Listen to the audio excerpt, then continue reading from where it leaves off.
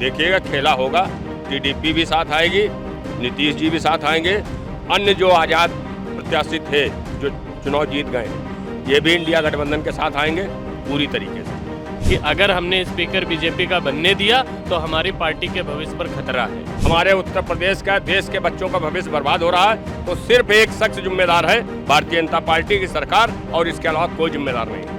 दिल में रहम भले ही ना हो मगर घड़ियाली आंसू बहाना पड़ता है। जनता अगर एकजुट होकर सबक सिखाने पर उतर आए तो संविधान के आगे सर झुकाना पड़ता है। मोदी जी से सब डरते हैं। नमस्कार, मैं हयात अब्बास और आप देख रहे हैं 4 PM न्यूज़ नेटवर्क। लगातार भारतीय जनता पार्टी की सरकार तो बन गई है, एनडीए सरकार मैं कहूँगी, क्योंकि ये गठबंधन के साथ बनी हुई सरकार है। लेकिन अब इस गठबंधन में उठापटक जारी है। स्पीकर पद को लेकर लगातार कभी टीडीपी लगातार सवाल कर रही है और लगता है कि टीडीपी को अब ये गवारा नहीं है कि उनकी मर्ज़ी के, उनके मंथन के बिना स्पीकर पद मिला जाए। तो यानी कि भारतीय जनता पार्टी ने 2 दिन पहले मीटिंग भी की थी, लेकिन उस मीटिंग में टीडीपी नहीं गई थी, जैसे कि आप सब जानते हैं। लेकिन अब टीडीपी सत्र से पहले जो मीटिंग कर रही है उसमें साफ तौर पे टीडीपी का कहना है कि मंथन जब होगा स्पीकर पद पर, तभी स्पीकर पद के लिए जो नाम दिया जाएगा, जब सबकी सहमति होगी तभी उस नाम पे सहमत होगी टीडीपी।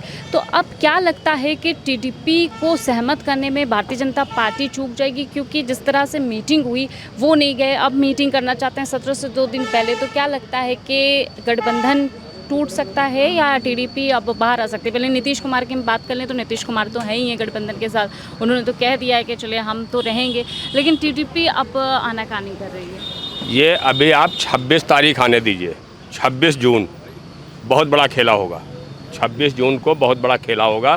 पूरी तरीके से इसकी जिम्मेदारी समाजवादी पार्टी के राष्ट्रीय अध्यक्ष जनाब अखिलेश यादव साहब को राहुल गांधी ने दी है। अखिलेश जी पूरी जिम्मेदारी, निष्ठा और ईमानदारी से लगे हुए हैं। 26 के बाद में देखिएगा खेला होगा। टीडीपी भी साथ आएगी, नीतीश जी भी साथ आएंगे, अन्य जो आज़ाद प्रत्याशी थे जो चुनाव जीत गए हैं ये भी इंडिया गठबंधन के साथ आएंगे पूरी तरीके से। तो जब जाना ही था तो पहले क्यों उनके साथ गठबंधन किया? अरे कुछ ना कुछ तो डर होता है ना। ईडी, सीबीआई, इनकम तो इनके पास यही है ना, इसके अलावा तो कुछ है नहीं।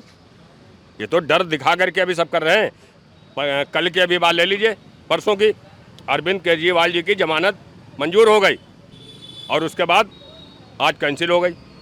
तो इनके पास न्याय वाले कोई मामले नहीं हैं। आप अगर न्याय के दरवाजे खटखटाएंगे तब भी वहाँ पर इन्हीं के लोग बैठे हैं। वहाँ पर आरएसएस, विश्व हिंदू परिषद के लोग बैठे हुए हैं। उनकी सोच और मानसिकता खराब है। इस वजह से इसकी जिम्मेदारी समाजवादी पार्टी के राष्ट्रीय अध्यक्ष जनाब अखिलेश यादव साहब को दी गई है और 26 तारीख को आप देखिएगा क्या होगा। मतलब आप कह रहे 26 तारीख को खेला हो सकता है, टीडीपी इंडिया गठबंधन में शामिल हो सकता है, क्या लगता है? देखिए, स्पीकर को लेकर जो बहस चल रही है उसके पीछे बहुत बड़ी कहानी है, क्योंकि जो बीजेपी का इतिहास है वो ये है कि अगर आप साथ आ रहे हैं तो ठीक है, नहीं तो हम आपकी पार्टी खा जाएंगे। स्पीकर का मामला इसीलिए लटक रहा है। टीडीपी और ये जो नीतीश बाबू है ये यही सोच रहे हैं कि अगर स्पीकर हमारा हो गया तो कम से कम हमारा भविष्य सुरक्षित रहेगा। अब बताइए आप ये कैसे दोस्त हैं जहाँ पर मन में ये भी चल रहा है कि ये हमको ही खा जाएंगे। यही सच्चाई है और कोई दूसरी बात नहीं है। वरना जब किसी और पद के लिए या किसी कैबिनेट मंत्री पद के लिए इतनी बहसबाजी नहीं हुई और पूरा समर्थन दे रहे हैं, तो ये सिर्फ उनकी बहुत सोची समझी रणनीति है कि अगर हमने स्पीकर बीजेपी का बनने दिया तो हमारी पार्टी के भविष्य पर खतरा है, इसलिए ऐसा है। ये तो दिखाने की कोशिश लगातार मोदी जी की तरफ से हो रही है कि देश में सब कुछ सही है, खुशहाल है, और एनडीए गठबंधन में भी सब कुछ सही है। देखिए, मोदी जी एक्टर हैं, वो सब बहुत चीज़ें बढ़िया दिखाते हैं। अभी उन्होंने एक चीज़ और दिखाई है कि संविधान को माथे से लगाया था, देखी होंगी आप भी। तो उनका हाल ये है कि दिल में रहम भले ही ना हो मगर घड़ियाली आंसू बहाना पड़ता है। दिल में रहम भले ही ना हो मगर घड़ियाली आंसू बहाना पड़ता है। जनता अगर एकजुट होकर सबक सिखाने पर उतर आए तो संविधान के आगे सर झुकाना पड़ता है। मोदी जी से सब डरते हैं। मोदी जी कब क्या एक्टिंग करेंगे उस पर मत जाइए। उनकी जो 10 सालों में कारगुजारी पूरी दुनिया ने देखी कि किस तरह 20-50 साल पहले बनी पार्टियों का मतलब एकदम से इधर से उधर कर दिया। जो मेन थे उनको हटाकर बाहर कर दिया और जो इनके कहने वाले, इनके गुलाम सोच के थे, उनको वो बना दिया। यही पूरा सिस्टम है।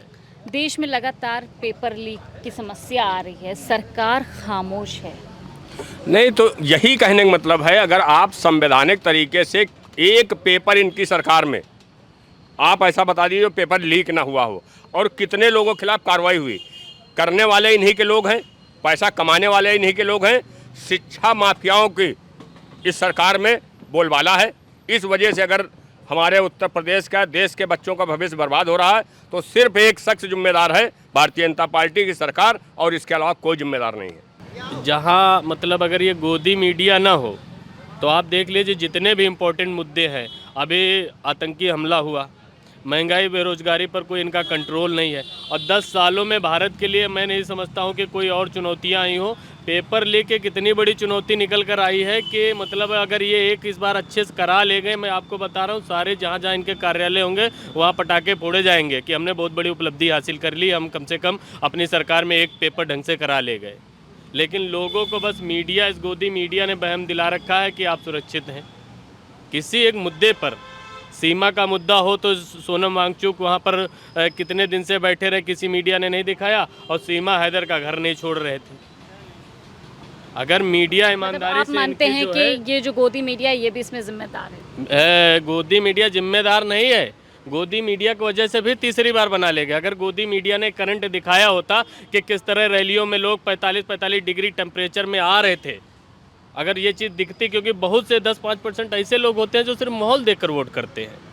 माहौल बनाने का कोई दूसरा तरीका नहीं है। अगर आप कवर कर रहे हैं, आप देखें कि किसी के में आ रहे हैं इतने, मैं अमेठी की रैली में गया था, 2-3-4 रैली जो भी मैं गया था, तो इतनी भीड़ थी कि अगर वो चीज़ ईमानदारी से दिखाई जाती तो इसका दूसरा होता। और एक लाइन मैं आपको बता दूं कि किस तरह मीडिया ही इम्पोर्टेंट है मेरी नज़र में, क्योंकि मीडिया 350 वाले सिलेंडर को महंगा बता ले गई थी। आज आप बता दीजिए एक भी काम जो ये मजबूती से कर पा रहे हैं। सैनिक भी शहीद हो रहे, जो भी डाटा निकालिए 10 सालों में जितने हुए होंगे पहले कभी नहीं हुएंगे। 300 किलो RDX कहाँ से आया इनको नहीं मालूम है। ये बस खाली अपना है कि हम गए वहाँ जंगल में बम डाला है, क्या करा है, स्ट्राइक करा है, उसके बाद वो सब चाटुकार पत्रकार लग गए। एक लाइन आप सुन लीजिए कि 155 लाख करोड़ का कर्जा लेकर नित नया दुनिया में डंका बजा रहे हैं। 155 लाख करोड़ का कर्जा लेकर नित नया डंका दुनिया में बजा रहे हैं। विश्व गुरु तो हम कब का बन गए, बस एक पेपर ढंग से नहीं करा पा रहे हैं। इतनी नकारा गवर्नमेंट है, जिस दिन ये पत्रकार अपनी औकात पे उतर आए ना, पूरे देश को समझ आ जाएगा कि हम जिसको मतलब कहीं कुछ टाइम तो ऐसा आ गया था कि भगवान का ही स्वरूप मानने लगे थे, लेकिन इतनी कम काबिलियत के साथ अगर भगवान होते हैं तो हमको लग रहा है भगवान की भी ब्रांड वैल्यू कम पड़ जाए। राहुल गांधी का भी एक बयान जो है वायरल हो रहा है, जिसमें उन्होंने साफ तौर पे कहा कि वॉर रुकवा देते हैं नरेंद्र मोदी, यूक्रेन वॉर रुकवा देते हैं, इसराइल वॉर रुकवा देते हैं, लेकिन पेपर लीक नहीं रुकवा पा रहे। वो जब उन्हीं के लोग हैं ना, मैंने अभी क्या कहा, भारतीय जनता पार्टी के शिक्षा माफिया एक से बढ़ के एक हैं, उन्हीं की बदौलत ये सारा जो पेपर लीक होते हैं। लेकिन आप कार्रवाई क्या कर रहे हैं? अगर आप देश की जनता के हिमायती हैं तो जो शिक्षा माफिया इनके खिलाफ आपने आज तक की क्या एक्शन लिया, क्या कार्रवाई की, कितनों को जेल भेजा? यहीं पर अगर फिर वहीं पे कहते हैं कपड़े देख के हम पहचान जाते हैं। इसी में अगर कहीं एक नाम मुस्लिम आ जाता है तो इनके पेट में दर्द पैदा हो जाती है, फिर उसका घर भी गिर जाएगा, बुलडोजर भी चल जाएगा, सारी चीज़ें हो जाएंगी। लेकिन इनके अपने जब होंगे तो इसी वजह से कहते हैं कि संविधान के बात ये नहीं करते हैं। संविधान का नाम तो लेते हैं लेकिन संविधान की बात नहीं करते हैं। ये हिंदू, मुस्लिम, सिख, ईसाई की बात तो कर लेंगे मंच पे, लेकिन एक तरफ यहाँ पर बताने लगे मैं पसमानदा मुस्लिम समाज का हिमायती हूँ। ये किसी के नहीं है, न हिंदू के हैं, न मुसलमान के हैं, न सिख के हैं, न ईसाई के हैं। ये सिर्फ सत्ता के लोभी हैं। ये सत्ता इनको मिलती रहेगी और सत्ता की वजह से ये देश के अंदर चाहे कितने कुछ हो जाए, इनको सिर्फ अगर लालच है तो सत्ता से लालच है। बिल्कुल, जैसे उन्होंने कहा, आपने कहा सत्ता के लालची हैं नरेंद्र मोदी, बीजेपी सरकार। कैसे देख रहे हैं, क्योंकि टीडीपी की तरफ से लगातार स्पीकर पद को लेकर जो उठापटक जारी है भारतीय जनता पार्टी की तरफ से, और ये जो एनडीए गठबंधन में उठापटक जारी स्पीकर पद को लेकर, तो क्या लगता है क्या इसका परिणाम होगा 2 दिन बाद? ये परिणाम अच्छा होगा और आने वाली 26 तारीख का इंतज़ार करिए। हमें पूरी उम्मीद है कि जो भी परिणाम आएगा भाजपा के खिलाफ होगा, एनडीए के खिलाफ होगा। तो क्या लगता है कि नायडू इंडिया गठबंधन का हिस्सा बन सकते हैं नीतीश नायडू? देखिए, राजनीति में आप भी जानते हैं, हम भी जानते हैं, कभी भी कुछ हो सकता है। इसमें रात में आदमी सोता कहीं है, दिन में कहीं और होता है, सुबह होती है। तो इस पर कुछ कहना अभी उचित नहीं होगा। उम्मीद हम लोग पूरी किए हैं होता कुछ भी हो कुछ भी सकता है। कैसे देख रहे हैं ये सारे उठापटक? देखिए, समीकरण। राजनीति में गेम चेंज कभी हो सकता है। हाँ, राजनीति अनिश्चितताओं का खेल है और गेम किसी भी पाले में जा सकती है, ऐसा समीकरण भी है। तो इसलिए माननीय राष्ट्रीय अध्यक्ष जी 26 तारीख को अच्छी भूमिका निभाएंगे। आप लोग थोड़ा इंतज़ार करिए।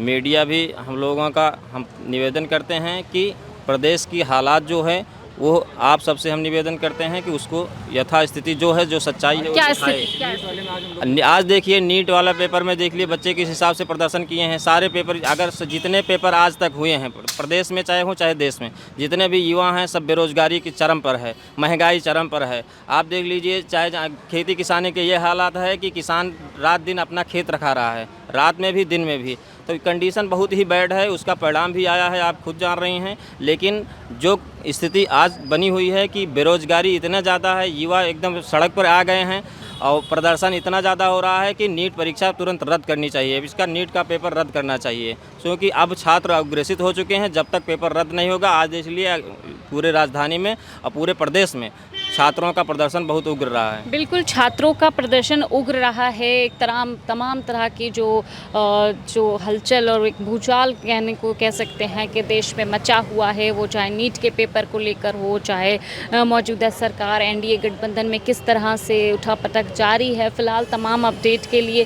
क्या कुछ होगा ये तो आने वाला समय बताएगा। तमाम अपडेट के लिए 4 PM देखते रहें। कैमरा पर्सन सत्यनारायण के साथ मैं हयात अब्बास, 4 PM।